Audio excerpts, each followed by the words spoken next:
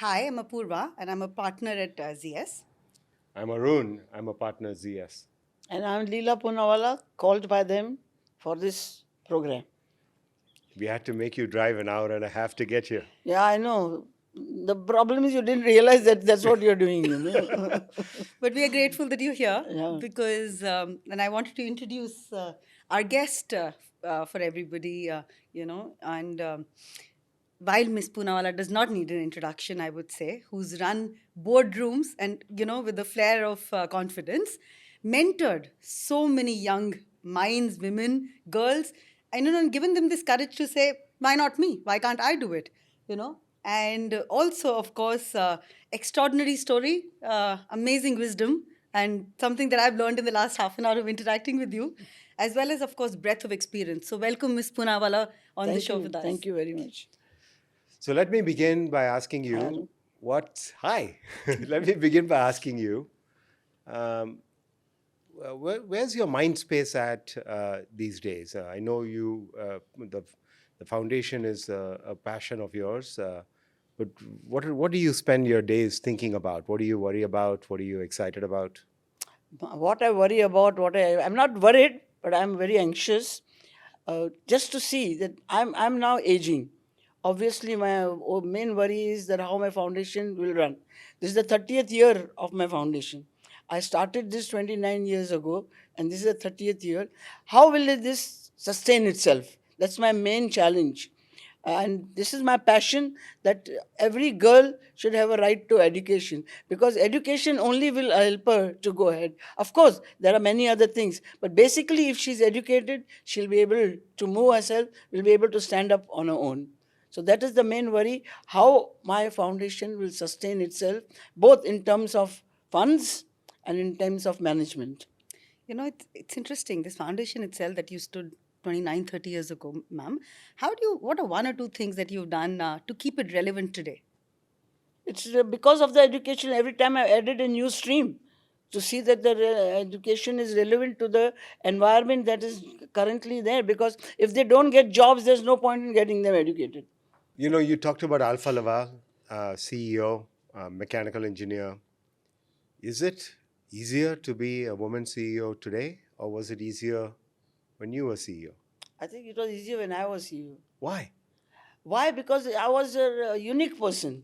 So I got all the attention that I wanted. Whatever I proposed, the management was ready to give it a trial. And she's new; she must be having some good ideas. So I think it was very good. Plus, I found myself being at a great advantage. Now, for example, you walk at that. I was in engineering industry. I walk on the shop floor. I talk to the workers. I can ask him, "Kaisa hai? How your wife is? How's your family doing?" Imagine you went and asked him how your wife is. What will happen to you? So I had that advantage of being able to relate to my colleagues and be able to build the human resources, and they started getting confidence that I'm doing good for them. When you talk about the family with any workman, when you talk about the family and their welfare, you automatically touch their heart. That's the answer kind of surprised me because I would have imagined that you would say it was more difficult because I was the only one. No, There was no path that was before me, I didn't have to and have a path. I created a path. that's fantastic. Now, of course, recently Priya Nair was named CEO of Hindustan Lever, and I was reading some statistics. I think 9 out of the top 200 Nifty organizations have women CEO. That's 4.5%. Now, the article went on to say something about reasons why. One of the reasons happened to be leakage, that you get enough at the lower levels and then you get a tailing off. The second reason is that women typically are entering in fields that don't lend themselves to go on to become CEOs. And then third is bias. I'm very interested in your perspective. Do you think that the reasons have evolved? Do you think the reasons are more or less the These same? reasons have evolved, I think, because when I began, I had no leakages at all. I started with 250 rupees salary. It didn't matter to me. What mattered to me was what next? What next? I've just taken now apprenticeship. When am I going to get confirmed? When I became junior engineer, when am I going to become it never was that when am I going to become managing director? I went step by step, then that was it. There was no question of leakage at all. There was no question of bias either, because I mean I was alone. So there was no question of being biased or thinking, "Are she's doing it and I'm not doing it. Or he's doing it, I'm not doing it." I was not comparing myself with anybody. I was a human being. I behaved like I'm a person, neither a girl or a boy. I'm a person who wants to achieve something in life. And it is so much important that you should be determined on doing what you want to do rather than depend on the world to tell you, oh, you should do, no, it's good for you, not good for you. I know what's good for me.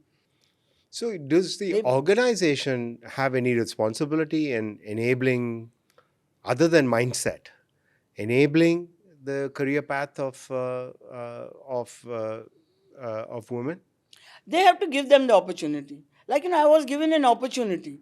I was at the position of a general manager when my boss once called me, my overseas boss, that, okay, now we have decided to make you the vice president. The, he gave me an opportunity. I was very worried. Should I accept it? How will I manage it? I went home and I talked to my husband. He says, it's a great chance for you. Go ahead. This is the encouragement that the family has to give. Just Go ahead. Go ahead. Yes. yeah. Go ahead. You will do it. I'm there, no? And so I accepted that. And so immediately that grew the path that, okay, now you go to Stanford. I went to Stanford because they wanted me to educate further. And then I came back and then they offered me managing director's job. Now, from a general manager in 1.5 years to be put into MD's role was an absolute opportunity given to me for my overseas boss. And that's why I called, he was my best mentor.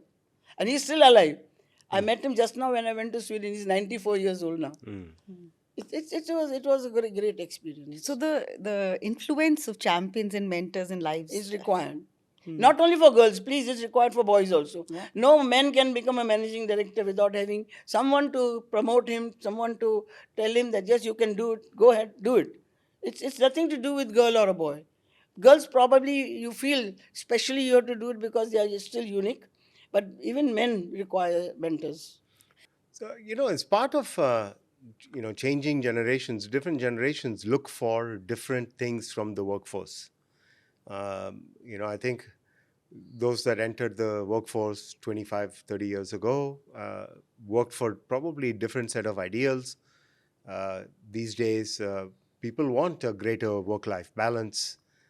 They want responsibility, but not too much, etc. How do what's your perspective of how organizations can continue to be culturally relevant as generations change?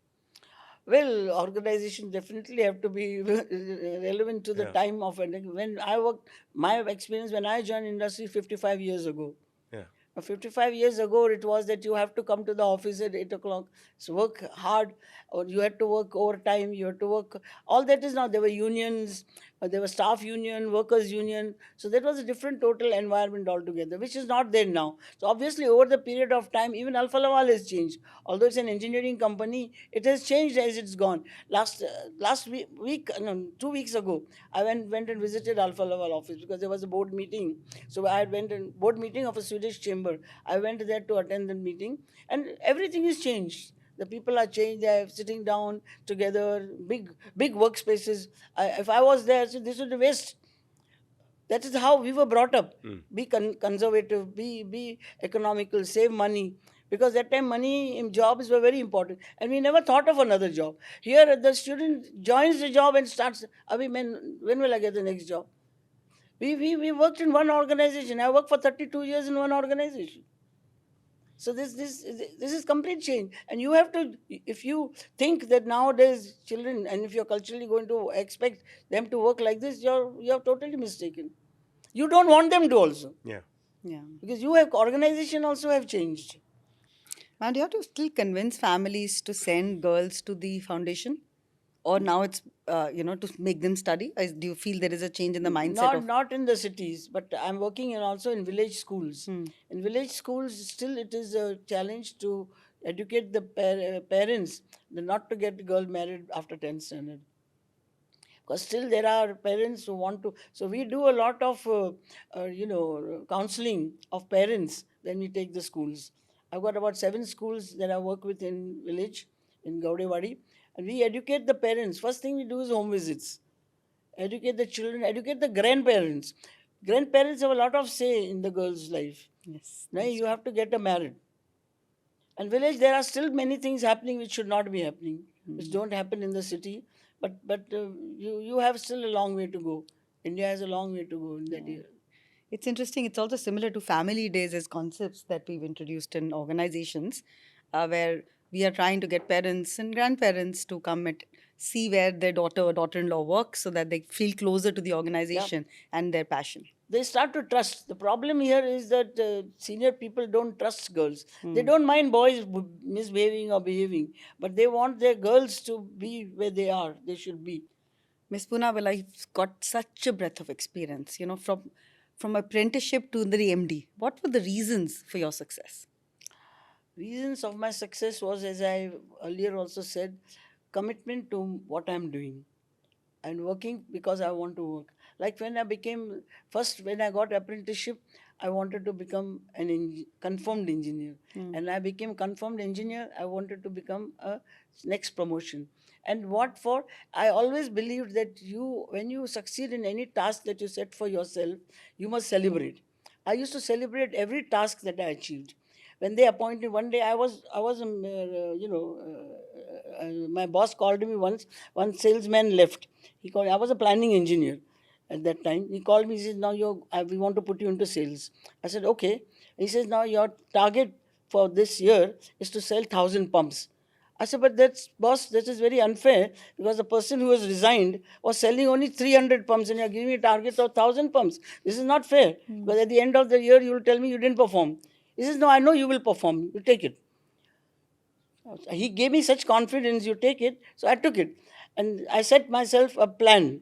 The first month I will sell 20 pumps, then 50 pumps, 80 pumps. And that's how I'll reach my target. So when for the first 3 months I achieved more than what I had planned for myself, I was very happy. I celebrated. I told my whole department, "Come, let's go and celebrate in the canteen." They said, "What, celebrate what?" I said, "I've achieved my so many sales of pumps." They said, "So कौन सा वाघ मारा?" I said, "वाघ नहीं मारा है. I've achieved what I said for you. Want to come to celebrate or not?" He said, "Of course, vada pav free. Anybody will come." So they came. So every time in our life, we have celebrated everything that we have achieved. Every small thing that we achieve, we celebrate. Small thing, maybe we just bring a cake or we'll bring samosa and give to everybody in the office now also. Now also, when any one partner joins us new, we celebrate. This was one part of it, and second part of this role playing. See, when I took over as the managing director, our workers were on strike. They were, three agreements were not signed.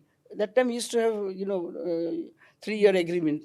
They were on strike. When my boss gave me this job, I said, "Sir, you're giving such a tough job." He says, "See, you try to solve it. If you can solve it, well and good. If not, the problem is the fabrication workshop. You can close it. We'll run only on the machine shop." That was the mandate given to me. I went home and I thought about it. It's easy to say close it. What happens to all their families? This is where the woman part came in.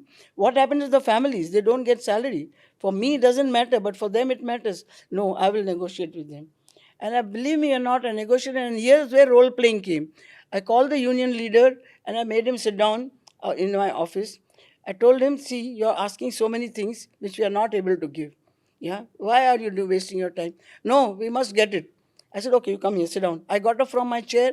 I made him sit in my chair. I said, "Now you're the managing director and I'm the union leader. And I'm asking you to give me all that you are asking me. As a managing director, you think you can convince the board that you must give it?" "No, madam." I said, "Then why are you wasting time?"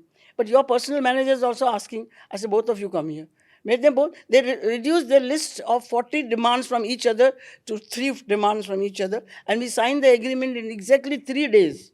All 3 And you agreements. didn't were have to settled. close the fabrication I plant. didn't have to close the, and that is where we took off. Second thing that I did, which was very important, because because of all these problems, our product cost was increasing. So we couldn't sell. Our sales were very little because you had to increase the price. I made a decision that I will take the loss for the company. Yeah, we have invested. Management has decided to invest. Why should we put the workshop on the trouble? I said, "Okay, you are going to calculate your cost on full utilization. As if you're utilizing the factory full. What will be your cost? This will be the cost X." I said, "Okay, we'll take X, plus overheads plus profit. We will put that as a selling price, which means I was taking a loss You're absorbing below the because line. you were not running at full I capacity. was absorbing the Yeah. loss. For 1 year I did it, and believe me or not, it changed the Change it. company. But my most best experience of work life professional was USSR. Tremendous work, because they gave me an opportunity to prove myself. Alone I used to travel. And actually, when I came back with the $16 million contract, my company didn't appreciate it. And I'll tell you why. And then I learned another lesson there. I came thinking that, Ari, I brought such a big contract. My boss will be very happy. So I went and told the secretary, I want to see the boss. He says, wait, I'll ask him. So he ultimately called me in. And I thought he will congratulate me, he'll say me something, at least something he will give me. He was, sit down. I said, sir, what happened, sir? Who told you to get such a big order? How will we deliver? I'll tell you what was his problem. He was the managing director. What was his problem? His problem was, you have brought this order and we have to execute this order. To execute this order, the whole company has to be engaged in this. And after this order gets in 2 years, what do we do with the local customers? We have not dealt with them for 2 years. So you forgot all that. You thought only of yourself and your department. You didn't think of the company. I learned a lesson that whenever you take a decision considering wholesome. Your decision is going to affect who all. It's very important. And he taught me a big lesson. So I said, Important sir, I'm lesson. Very sorry. important. I understand. Now, I will not sell anymore. You give me, I'll execute this order. And I changed my job. But did you actually end up not delivering to the local No, customers for 2 years? no. You found another No, way. we took outsourced a company in Satara, and I was traveling every day to Satara. I told him I don't want to be in sales. I will do the execution. I went into production. Every morning I would go to Satara, leave at 4:35, be there till 3, 4 o'clock, come back, meet on the way. One manager he gave me, very excellent, Dattu Babu we used to call him. He used to go there for the night shift. We would meet halfway, we discuss what happened. I would come back here, then he would go there, and then again in the morning I would go meet him halfway and he come back. This is how we managed. We managed it well. It's amazing how, I mean, you talked about, when there was some input or feedback from the boss, and you took it as what I could learn versus, taking it as, they're being not happy about it. I think No, it's just no. amazing resilience. I felt that what he's saying is correct. How can I only think of myself? Yeah. So you're thinking about the role of allies. You talked about your husband playing that supportive role. Yeah, take it. It's a fantastic opportunity. We'll figure it out. What can you say about the role of ally? Very important. Yeah, and in what ways? Like, are they? Is it? See, ally, you can't only be my ally. I am also your ally.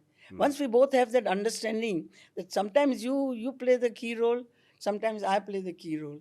Once we understand that we are both equal, this ally part of it will be only useful to both of us. What about the role of uh,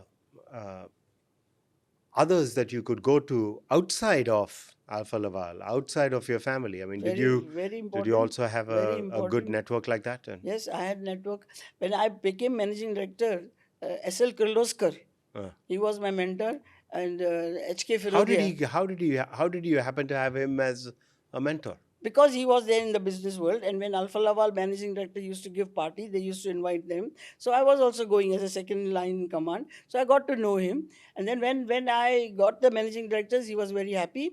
And I told him, sir, you come and visit Baba. We used to call him Baba. Baba, visit my factory. He says, okay, Leela, I'll come. He came. And then, as usual, because he came, I wanted to take him around the factory. He says, no, you're not coming, taking me around the factory. I will go with the people down the line for me to understand what you're doing. So And he went down the line with the production manager and came back and told me, you sack that fellow off. Because he's walking on the workshop with his hands in his pocket, telling the workers, do this, do that. That's not the managing that will help you to succeed in your job. we started the conversation with the foundation and your concerns about the foundation. If you look ahead, let's say 10 years from now, and you think about the foundation living on and doing new things, in what ways do you think the foundation evolves? Is it about, as you said, nursing, engineering, then nursing, then pharmacy? Is it about adding other things? Is it about earlier stages. Can you talk a little bit about the? Yeah, because it will evolve itself, because scholarship per se is not going to be a most important thing. Technically empowering the girls will be important. So more effort will have to be put on skill building, personality development, cultural development as they go along, how to handle leadership. There'll be more time spent on this to find out the right programs for these girls. Graduation is one part, but graduation will not give them jobs. We'll need have to put much more effort. Graduation is a requirement, but that is not so important as putting more effort and funds into developing them into these other fields, which will carry them on. And as an engineer yourself, do you see AI playing a big role? And how do you think about AI and the education that these girls receive? See, Is AI it will about? play an important role, whether you like it or not, do not like it. It will play a role because it is a game changer. It's a game changer, and we have not yet understood the implications of this.